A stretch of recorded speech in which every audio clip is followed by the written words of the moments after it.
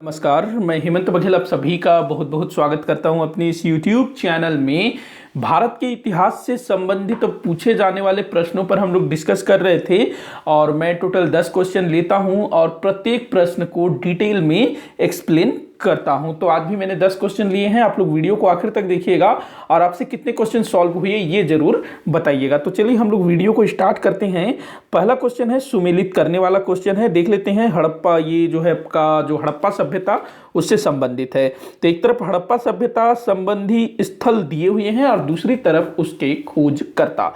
तो हड़प्पा जो स्थल है, हड़प्पापुरा स्थल, ये हड़प्पा सभ्यता से खोजा गया पहला पुरा स्थल था। इसी कारण से हड़प्पा सभ्यता को हड़प्पा सभ्यता बोला गया। देखो, इतिहास की एक अपनी अलग एक परंपरा है या फिर कहें उसके नीति नियम है।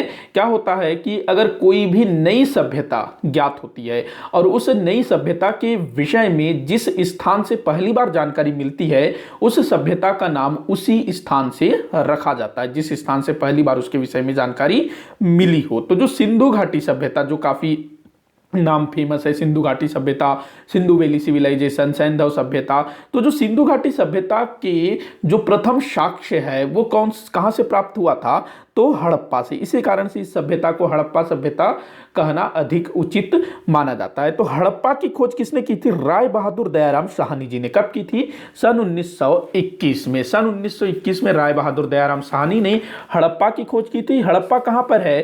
तो आज का जो पंजाब है ना, मतलब आज का जो पाकिस्तान है, पाकिस्तान में जो पंजाब है वहां पर, पंजाब, पाकिस्तान के पंजाब के मांटगोमरी जिले में रावी नदी के तट पर हड़प्पा स्थित है। 1921 राय बहादुर दयाराम साहनी। इसके बाद फिर मोहनजोदड़ो की खोज होती है, जो कि पाकिस्तान के सिंध प्रांत में लरकाना जिले में सिंधु नदी के तट पर स्थित है। और इसकी खोज किसने की थी? राखाल दास बनर्जी ने। तो ये दो चीज काफी बार पूछा गया है।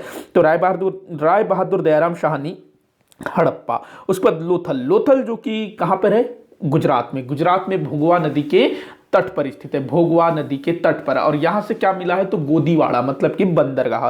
तो लोथल की खोज की थी रंगनाथ राव ने, जिसको RN राव भी बोला जाता है। रंगनाथ राव ने लोथल की खोज की थी। इसके बाद अगला दिया हुआ है बनावली। देखो, बनावली, इसकी जो खोज की थी रविंद्र सिंह बिष्ट ने, RS बिष्ट जिनको बोला जाता है। उस बाद सुतकागेंडोर जो कि सिंधु घाटी सभ्यता का सर्वाधिक पश्चिमी पुरा स्थल है, जो कि पाकिस्तान के बलूचिस्तान प्रांत में अरब सागर के निकट दास्क नदी के तट पर स्थित है। इसकी खोज किसने की थी? ऑरेल स्टाइन ने। ये लगभग 1927 में खोजा गया था। तो इस तरह से इसका क्या आंसर हो जाएगा? तो 2 4 3 1 ये आपका आंसर हो जाएगा। तो मैंने जितनी भी चीजें बताई उसको आप लोग ध्यान रखेंगे। 2 4 3 1 ये आपका आंसर होगा। अगला क्वेश्चन देखते हैं, सिंधु घाटी सभ्यता के संबंध में क्या सही है? तो क्या सही है ये बताना है। कई बार ना इसमें मिस्टेक हो जाता है, क्या सही है क्या सही नहीं है, तो इस चक्कर में कई बार बिगड़ जाता है। तो इसको आप लोग ध्यान से देखिएगा या ध्यान रखिएगा। तो पहला बोल रहा है सर्वाधिक पूर्वी पुरा स्थल आलमगीरपुर है। सर्वाधिक पूर्वी पुरा स्थल। देखो, जो सिंधु घाटी सभ्यता है या हड़प्पा सभ्यता, वो त्रिभुजाकार है। तो कुछ इस तरह से उसका आकार बनता है, ऐसा कुछ बनता है समोसे के टाइप का। तो इसका उत्तर वाला भाग ये हो गया, पूर्व वाला ये हो गया, पश्चिम वाला ये हो गया, पूर्व वाला यहां कहीं हो गया, दक्षिण वाला यहां कहीं हो गया। उत्तर, दक्षिण, पूरब, पश्चिम। तो ये ना काफी मतलब फेमस क्वेश्चन है कि पूर्व में कौन सा स्थल है, पश्चिम में कौन सा स्थल है, उत्तर में क्या है, दक्षिण में क्या है, तो काफी पूछा जाता है। तो सर्वाधिक पूर्वी पुरा स्थल बोल रहा है ना आलमगीरपुर। जी हाँ, बिल्कुल सही है। सर्वाधिक पूर्वी पुरा स्थल क्या है? आलमगीरपुर है। आलमगीरपुर जो कि उत्तर प्रदेश में, जो मेरठ है ना, मेरठ में स्थित है आलमगीरपुर। इसको हम लोग गंगा यमुना का दोआब भी बोल सकते हैं। इसके अलावा पश्चिमी उत्तर प्रदेश भी बोल सकते हैं, या फिर गंगा यमुना का मैदान भी इसको हम लोग बोल सकते हैं। आलमगीरपुर जहां पर स्थित है, ये हिंडन नदी के तट पर स्थित है। और ये जो हिंडन नदी है यमुना नदी की सहायक नदी है, ध्यान रखेंगे। आलमगीरपुर सर्वाधिक पूर्वी पुरा स्थल। उसके बाद अगला दिया हुआ है सिंधुवासी घोड़े से परिचित थे। तो देखो, जो सिंधुवासी है ना, ये घोड़े से बिल्कुल भी परिचित नहीं थे। तो ये आपका गलत है। घोड़े से परिचित नहीं थे वो लोग। यहाँ बोल रहा है घोड़े से परिचित थे। देखो घोड़े के साक्ष्य कुछ सैंधवकालीन पुरा स्थलों से मिला है, लेकिन जो इतिहासकार है वो बोलते हैं कि नहीं ये भाई ये तो सिंधु घाटी सभ्यता से काफ़ी पुराने के हैं। कुछ बोलते नहीं ये बाहर से लाए गए होंगे, क्योंकि बहुत बड़ी संख्या में इनके अवशेष नहीं मिले हैं। तो इसी कारण से अंदाजा लगाया जाता है कि जो सिंधु घाटी के जो लोग थे, सिंधुवासी थे, वो घोड़े के संदर्भ में नहीं जानते रहे होंगे। अगला दिया हुआ यहाँ की मोहरे सेल खड़ी से निर्मित थी। देखो मोहरे, मोहरे मतलब क्या होता है, जो सील होता है ना जिसे ठप्पा लगाते हैं, तो वो मोहरे, तो यहाँ की जो मोहरे हैं सैल खड़ी से निर्मित थे। तो सैल खड़ी ये क्या होता है, तो एक प्रकार का मिट्टी होता है सैल खड़ी। तो यहाँ की जो मोहरे हैं सैल खड़ी से निर्मित थे। जी हाँ बिल्कुल सही है ये चीज। सैल खड़ी के अलावा ना काचली मिट्टी, गोमेद, चर्ट और मिट्टी से भी मोहरें बनाई जाती थी। आप लोगों ने वो देखा होगा मोहनजोदड़ो मूवी ऋतिक रोशन की, तो उसमें उसको मुहर दिया जाता है जिसमें मिट्टी विट्टी का वो लगा के बोरे वगैरह में उसको लगाया जाता है, सील लगाया जाता है वो निशान के लिए कि ये फला व्यापारी का, इस टाइप से। तो मोहरे। अगला दिया हुआ है विशाल स्नानागार हड़प्पा से प्राप्त हुआ है। देखो ये तो अधिकतर लोगों को पता ही होगा कि जो स्नानागार है वो कहाँ से मिला है, मोहनजोदड़ो से, हड़प्पा से नहीं मिला है। तो ये बिल्कुल गलत है। कहाँ से मिला है, मोहनजोदड़ो से। विशाल स्नानागार जो कि उस समय धार्मिक कार्यों के लिए प्रयोग में लाया जाता रहा होगा। मोहनजोदड़ो से ही ना विशाल अन्नागार भी मिला है, जो कि सिंधु घाटी सभ्यता में मिला अब तक का सबसे बड़ा भवन माना जाता है। इसके बाद अगला दिया है जॉन मार्शल के अनुसार प्रशासनिक शिथिलता के कारण इस सभ्यता का विनाश हुआ। जी हाँ बिल्कुल सही है, ये वाला कथन भी बिल्कुल आपका सही है, ये कथन भी आपका सही है। तो देखो जो कुछ बोलते हैं कि बाढ़ के कारण हुआ, कुछ बोलते हैं पर्यावरण परिवर्तन के कारण, अलग अलग विद्वान अलग अलग राय रखते हैं। तो यहाँ पर जो दूसरा है और जो चौथा ये आपका गलत है। तो क्या सही है ये बताना था। तो 1 3 5 1 3 5 यहाँ पर आपका सही होगा। 1 3 5 1 3 5 ये आपका राइट होगा। अच्छा जो मोहरे हैं ना इसके बारे में मैं आपको कुछ बताता हूँ। जैसे कि मैंने बताया कि जो मोहरे हैं वो सेल खड़ी से बनती थी, काचली मिट्टी से बनती थी, गोमेद से, चर्ट से, मिट्टी से। और इन मोहरों में ना क्या होता था, सिंधु जो लिपि है, सिंधु घाटी सभ्यता की जो लिपि है उसमें संक्षिप्त लेख लिखे हुए होते थे। सिंधु घाटी सभ्यता के लोग ना पढ़ना लिखना जानते थे, उनके काफ़ी सारे लेख भी प्राप्त हुए हैं, लेकिन दुर्भाग्य की बात है कि उन लेखों को अभी तक पढ़ा नहीं जा सका, क्योंकि वो दूसरी भाषा दूसरी लिपि में लिखी गई है। तो उसको जो है डिकोड करने की प्रक्रिया जारी है, अभी भी कोशिश जारी है, काफ़ी सारे विद्वान उसमें लगे हुए हैं।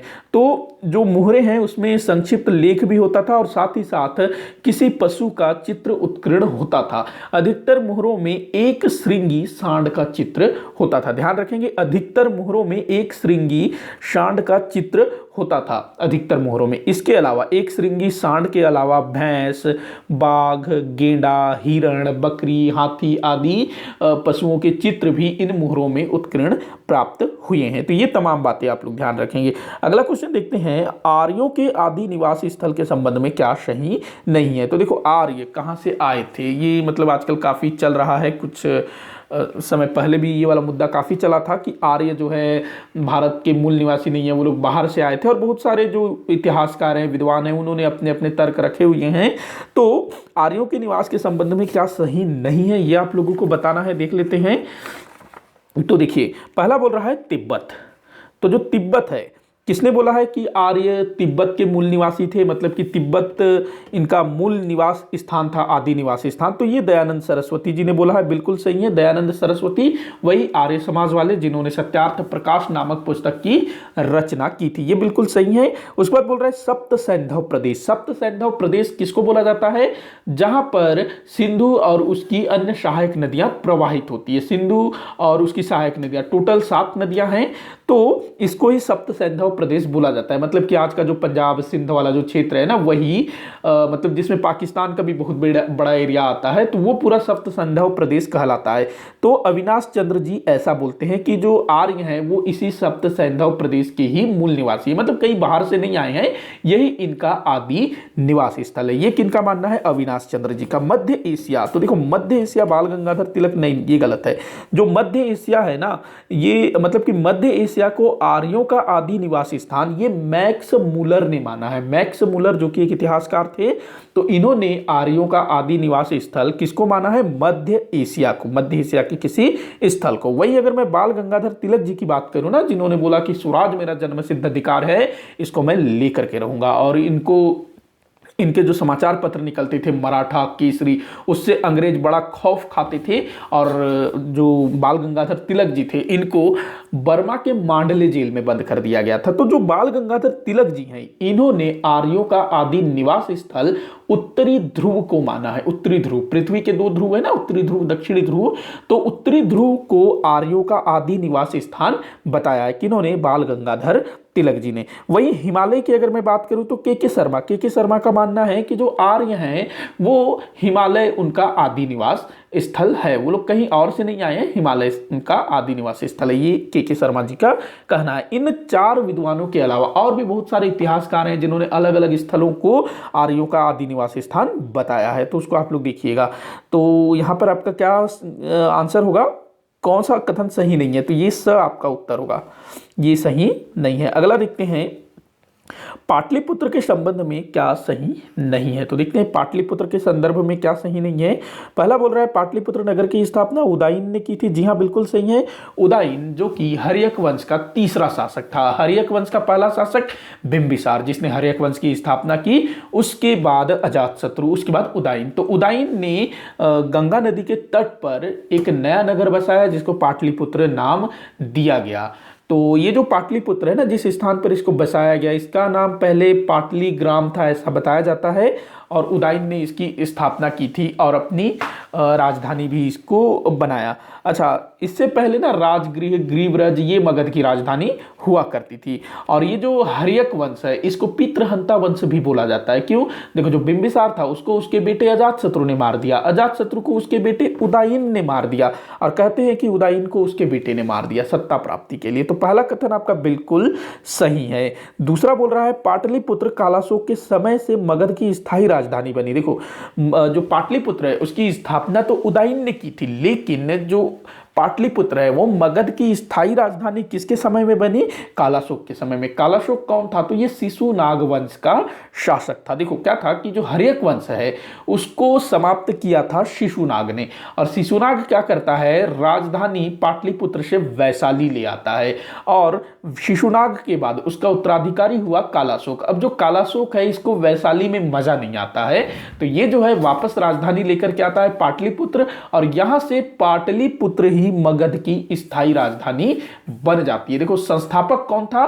तो उदयन। और स्थायी राजधानी किसके समय बना? तो कालाशोक के समय में। ध्यान रखेंगे, कालाशोक के समय में, क्योंकि कालाशोक का जो पिता था शिशुनाग, उसने जो है पाटलिपुत्र के स्थान पर वैशाली को अपनी राजधानी बना दिया था बीच में थोड़े समय के लिए, और कालाशोक ने बाद में पाटलिपुत्र को मगध की स्थायी राजधानी बना दिया। तो ये कथन भी बिल्कुल सही है। अगला दिया है द्वितीय बौद्ध संगीति का आयोजन पाटलिपुत्र में हुआ था। नहीं, ये गलत है।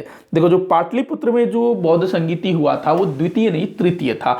द्वितीय बौद्ध संगीति का आयोजन हुआ था वैशाली में। कहां पर? वैशाली में, जो कि कालाशोक की राजधानी थी। देखो, कालाशोक उसने शुरू के कुछ वर्ष वैशाली से शासन किया, बाद में उसने अपनी राजधानी पाटलिपुत्र ले आया।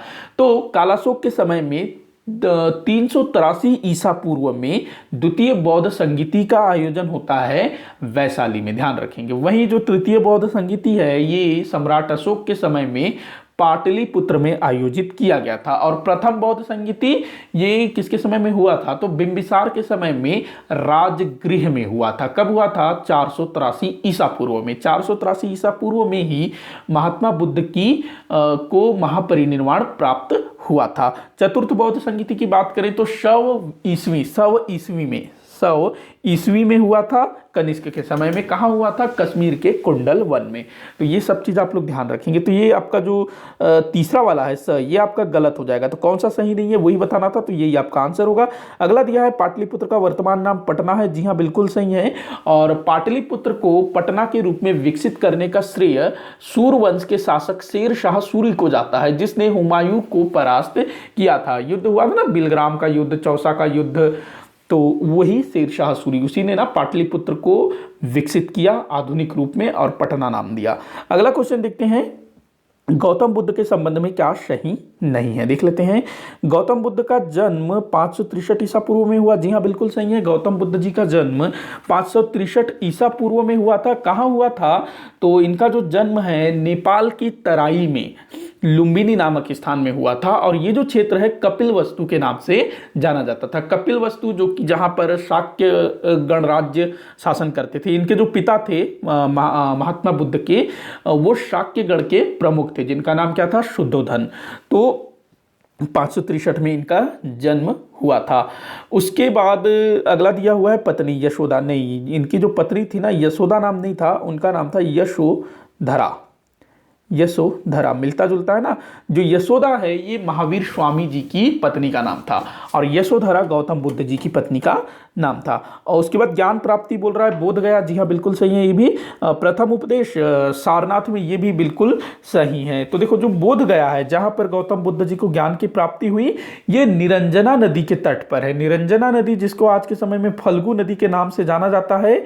और निरंजना नदी के तट पर पीपल वृक्ष के नीचे वैशाख पूर्णिमा के दिन महात्मा बुद्ध को क्या कहते हैं, ज्ञान की प्राप्ति हुई थी। तो ये तमाम चीजें आप लोग याद रखेंगे, तो वह आपका आंसर होगा। कौन सा सुमेलित नहीं है। अगला क्वेश्चन देखते हैं। खरोष्ठी लिपि में उत्कीर्ण अशोक का अभिलेख है। तो देखो, अशोक के जो अभिलेख थे वो 3 या 4 लिपियों में प्राप्त हुए हैं। एक तो ब्राह्मी लिपि से बहुत सारे लेख प्राप्त हुए हैं, खरोष्ठी। उसके बाद ग्रीक और आर्माइक। ग्रीक और आर्माइक को कई बार एक साथ लिख दिया जाता है, इसी कारण कभी कभी अशोक की जो लेख हैं उसको 3 भाषा बोल दिया जाता है, या 3 लिपि, और कभी कभी 4 ऐसे। तो ब्राह्मी, खरोष्ठी, ग्रीक और आर्माइक। तो अशोक के जो अभिलेख खरोष्ठी लिपि में प्राप्त हुए हैं, कौन सा है? जो सोपारा है ये ब्राह्मी में लिखा हुआ है, धौली भी ब्राह्मी में, गिरनार भी ब्राह्मी में। और ये जो मानसेहरा है जो कि पाकिस्तान से प्राप्त हुआ है, ये खरोष्ठी लिपि में लिखा गया है। इसके अलावा शाहबाज गढ़ी जो कि पाकिस्तान में है, ये भी खरोष्ठी लिपि में लिखा गया है। अच्छा, अशोक के ना टोटल 14 वृहत शिलालेख प्राप्त हुए हैं अलग अलग 8 स्थानों में, जिनमें से 2 वर्तमान समय में पाकिस्तान में स्थित हैं, मानसेहरा और शाहबाज गढ़ी। ये दोनों ना खरोष्ठी लिपि में लिखे गए हैं। इसके अलावा जो भारत से प्राप्त हुए हैं वो सभी ब्राह्मी में लिखे गए हैं, जैसे कि उत्तराखंड में कालसी, उसके बाद आपका गुजरात में गिरनार, उसके बाद महाराष्ट्र में सोपारा, उसके बाद आंध्र प्रदेश में एररगुड़ी, उसके बाद उड़ीसा में धौली और जौगढ़। तो ये टोटल 8 स्थान, जिनमें से 6 भारत में हैं जो कि ब्राह्मी लिपि में प्राप्त हुए हैं, और 2 पाकिस्तान में जो कि खरोष्ठी लिपि में प्राप्त हुए हैं। ब्राह्मी लिपि जो कि बाएं से दाएं लिखी जाती थी, और जो खरोष्ठी लिपि है वो दाएं से बाएं लिखी जाती थी, और इस पर ना ईरानी भाषा का प्रभाव देखने को मिलता है। तो ये तमाम बातें आप लोग ध्यान रखेंगे। अगला क्वेश्चन देखते हैं। मौर्य काल में कंटक शोधन का अर्थ है। मौर्य काल, देखो ये वाला प्रश्न काफी बार पूछा गया है, कंटक शोधन। तो ये कंटक शोधन होता क्या था? ये ना एक प्रकार का न्यायालय था। जो कंटक शोधन है एक प्रकार का न्यायालय था। किस तरह का न्यायालय था? तो ये एक प्रकार का फौजदारी न्यायालय था। फौजदारी न्यायालय, देखो न्याय व्यवस्था में 2 चीजें होती है, फौजदारी, दीवानी। फौजदारी जिसमें मार काट, झगड़ा लड़ाई, वो फौजदारी में आता है। दीवानी जिसमें रुपया पैसा वाला जो मामला होता है वो दीवानी में आता है। तो जो कंटक शोधन है ये फौजदारी मामलों की सुनवाई करता था। इसमें ना टोटल 6 न्यायाधीश होते थे। 6 न्यायाधीश होते थे, 3 प्रदेष्टी, 3 होते थे प्रदेष्टी, और 3 अमात्य मतलब मंत्री।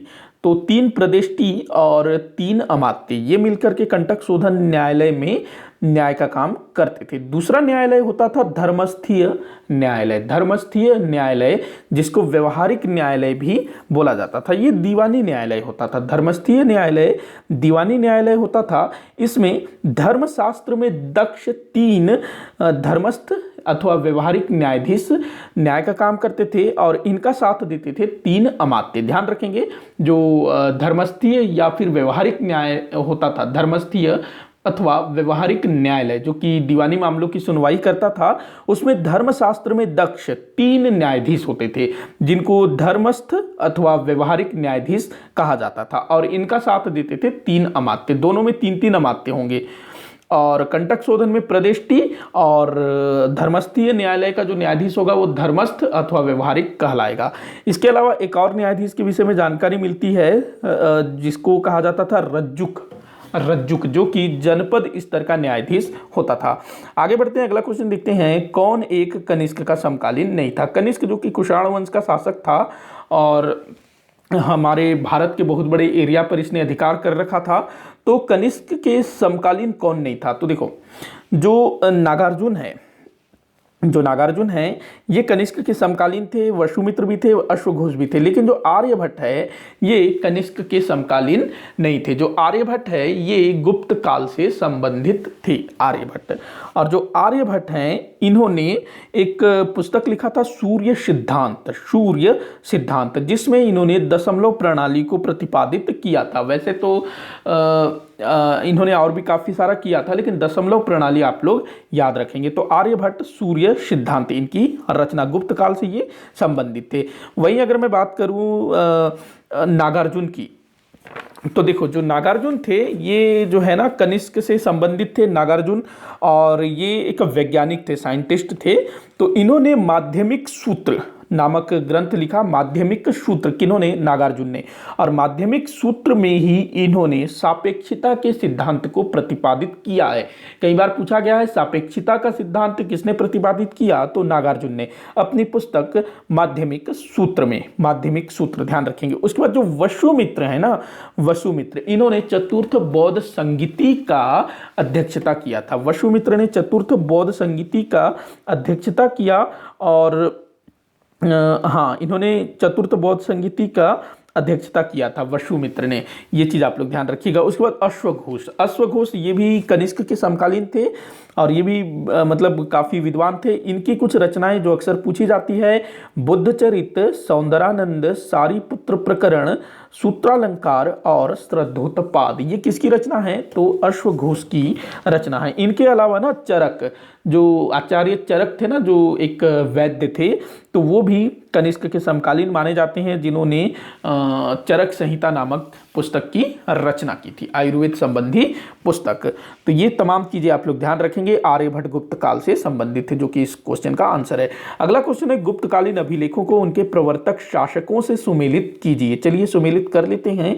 पहला दिया है प्रयाग प्रशस्ति।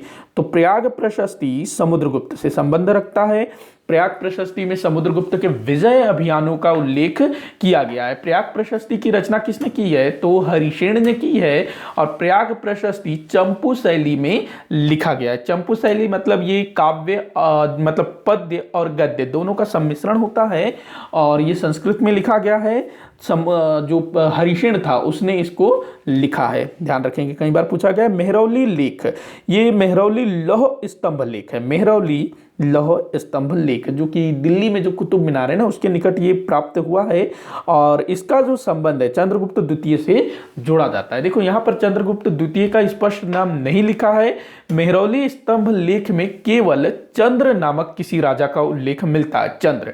लेकिन ये जो चंद्र नामक राजा है, इसके द्वारा इसका जिस तरह से गुणगान किया गया है वो चंद्रगुप्त द्वितीय से साम्यता बैठाता है। इसी कारण से काफी सारे जो इतिहासकार हैं मेहरौली लौह स्तंभ के चंद्र को चंद्रगुप्त द्वितीय विक्रमादित्य स्वीकार करते हैं। तो इसको हम लोग चंद्रगुप्त द्वितीय विक्रमादित्य से संबंधित मान सकते हैं। उसके बाद मंदसौर प्रशस्ति, मंदसौर प्रशस्ति जो कि कुमारगुप्त से संबंधित है। कुमारगुप्त जो कि चंद्रगुप्त द्वितीय विक्रमादित्य का उत्तराधिकारी हुआ, जिसने 414 से 455 ईस्वी तक शासन किया। उसके बाद एरण स्तंभ लेख भानुगुप्त से संबंधित है। एरण स्तंभ लेख भानुगुप्त से संबंधित है, ये आप लोगों को ध्यान रखना है। अच्छा, एरण स्तंभ लेख में ही ये 510 के आसपास का है ना एरण स्तंभ लेख, और इसी से सती प्रथा के विषय में पहली जानकारी मिलती है। तो ये तमाम चीजें आप लोग याद रखेंगे। आपका क्या आंसर हो जाएगा? आप लोग कूट मिला लीजिएगा, कूट मिला लीजिएगा। मैंने जोड़ी तो मिला दिया है। अगला क्वेश्चन है जो कि इस वीडियो का आखिरी क्वेश्चन है, कौन सी एक महाकवि कालिदास जी की रचना नहीं है? तो महाकवि कालिदास जी की 7 रचनाएं अभी तक ज्ञात है, जिनमें से मालविकाग्निमित्रम एक नाटक है, विक्रमोर्वशीयम एक नाटक है, अभिज्ञान शाकुंतलम भी एक नाटक है, देवी चंद्रगुप्तम ये भी एक नाटक है। लेकिन ये जो है महाकवि कालिदास जी द्वारा नहीं लिखा गया है। ये किसने लिखा है? विशाख दत्त ने इसको लिखा है। विशाख दत्त जिसने मुद्रा राक्षस नामक ग्रंथ की भी रचना की है, उसकी ही दूसरी रचना है देवी चंद्रगुप्तम। महाकवि कालिदास जी की अन्य रचनाएं याद रखिएगा, कुमार संभव और ऋतु संहार, ये दोनों महाकाव्य हैं। उसके बाद मेघदूत और कुमार संभव और रघुवंश, कुमार संभव और रघुवंश ये दोनों महाकाव्य हैं।